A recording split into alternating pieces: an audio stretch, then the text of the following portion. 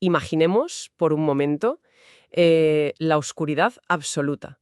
Ujú. Pero a ver, no hablo de la oscuridad reconfortante de tu habitación cuando apagas la luz al final del día para dormir. Hablo de una oscuridad pesada. Sí, asfixiante. Exacto, casi táctil. Una penumbra en la que el aire mismo parece estar cargado de una especie de ceniza fría. Donde el silencio es tan antinatural, tan profundo, que el latido de tu propio corazón empieza a sonar como un tambor de guerra. Madre mía, sí. Es que esa sensación puramente visceral, ese pánico primario a que el mundo natural simplemente colapse y deje de existir, es algo que ha obsesionado a la humanidad desde el principio de los tiempos. Y fíjate que es una obsesión persistente que ha quedado minuciosamente plasmada en textos antiquísimos. Textos que, miles de años después, conservan intacto su poder para helar la sangre. Star. O sea, hablamos de una auténtica arquitectura del terror. Es un sistema diseñado con una precisión casi quirúrgica para desmantelar cualquier noción de seguridad que podamos tener. Y por eso, hoy, nuestra inmersión profunda tiene una misión muy clara y, francamente, bastante oscura.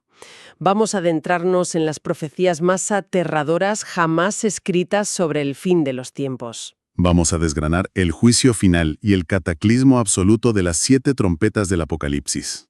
Para entender este nivel de devastación, hemos reunido sobre la mesa una colección de fuentes que, de verdad, ponen los pelos de punta. Desde textos bíblicos fundamentales como el Apocalipsis de San Juan hasta la tradición apócrifa del libro de Enoc. Sí, y también exploraremos la literatura inmortal de John Milton con su Paraíso Perdido. E incluso analizaremos cómo este pánico se tradujo al arte visual y sonoro. Claro, observando la implacable liturgia medieval del Dies Irae y el terror pictórico que esconde la Capilla Sixtina. Es un viaje fascinante, pero antes de descender a este abismo, quiero hacer una invitación explícita y muy directa a quienes nos escuchan hoy. Ah, sí, muy importante. Invitamos a toda la audiencia a suscribirse ahora mismo al canal de YouTube No Debiste Llegar Aquí. Que le den like al vídeo, por supuesto. Eso es, den like, dejen sus comentarios y, muy importante, envíen sus propias historias de terror para que sean presentadas en futuros vídeos de No Debiste Llegar Aquí. Va a ser genial leer las historias de la gente. Sin duda. Pero bueno, retomando esta oscuridad, hay que hacer una advertencia desde el principio para quienes nos escuchan. Las descripciones que vamos a explorar hoy son de una crudeza insólita.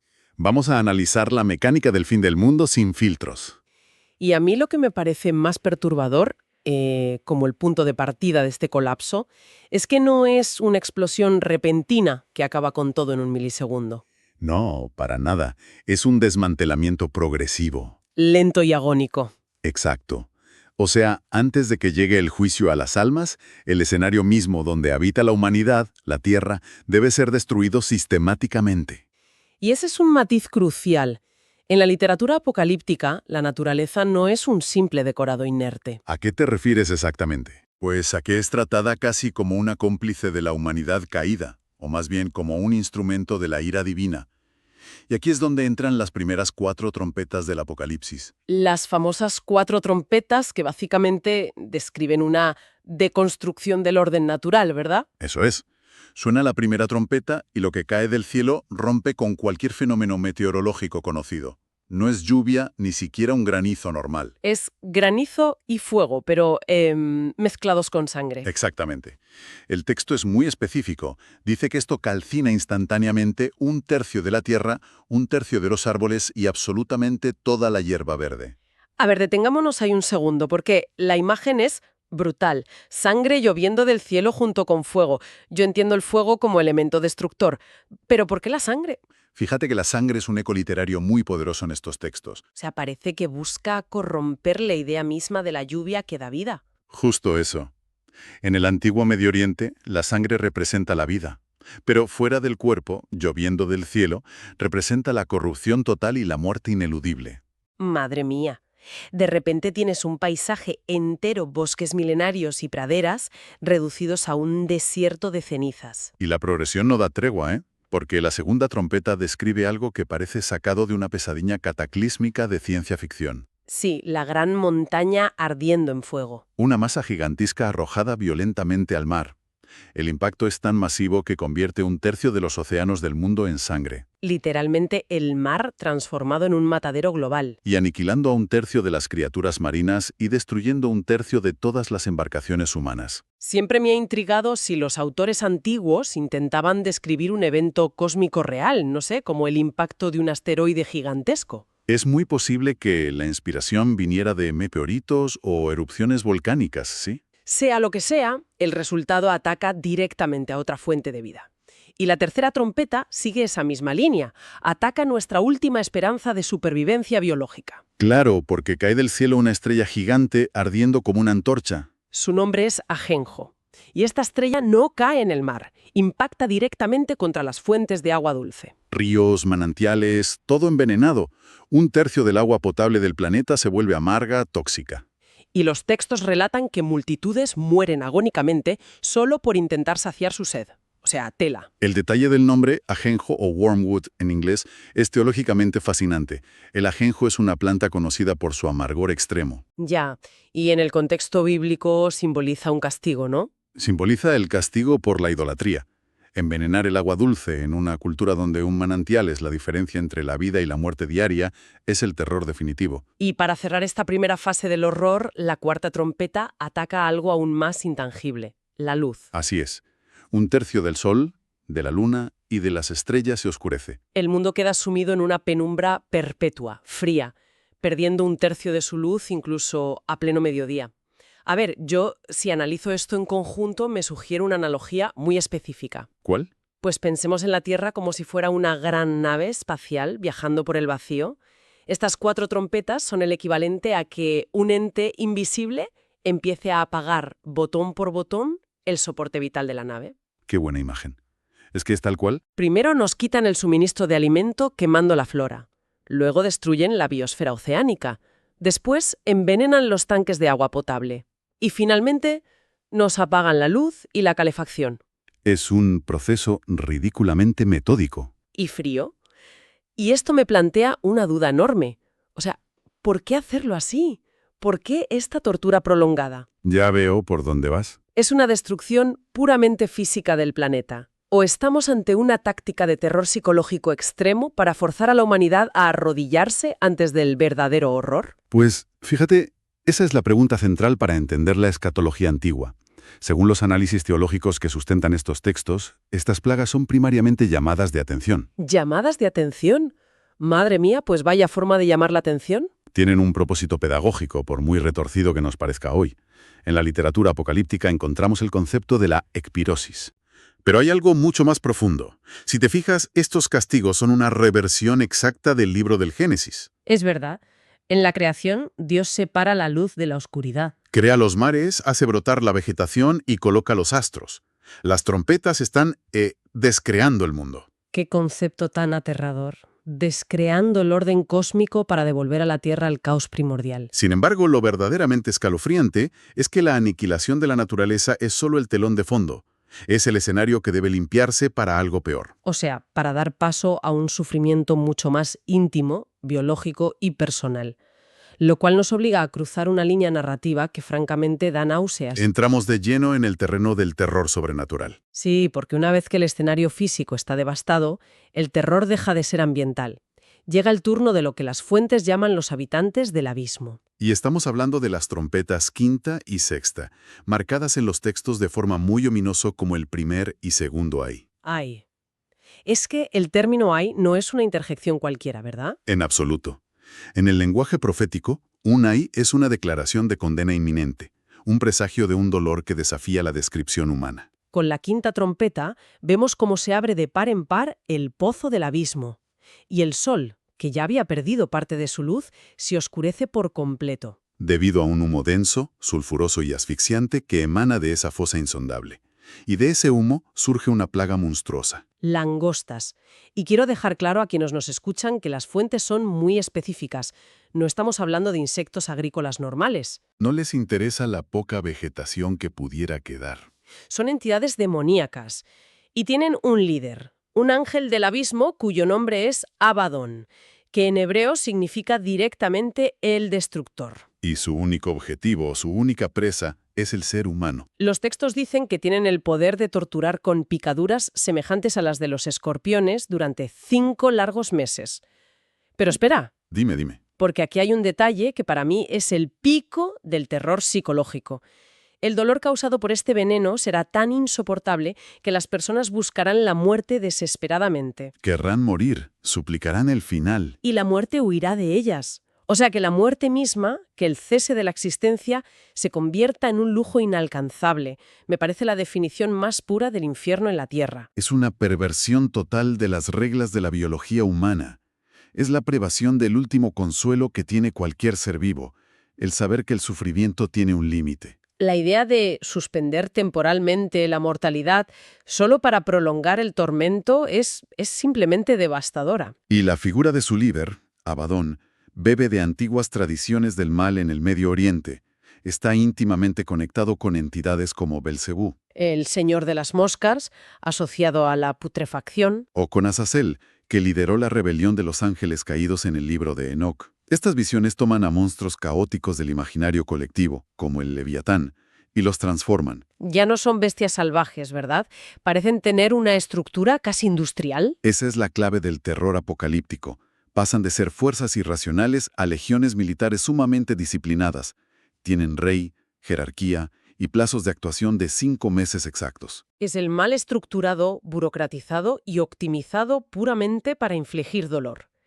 Y hablando de mecanización, llegamos a la sexta trompeta, el segundo ay.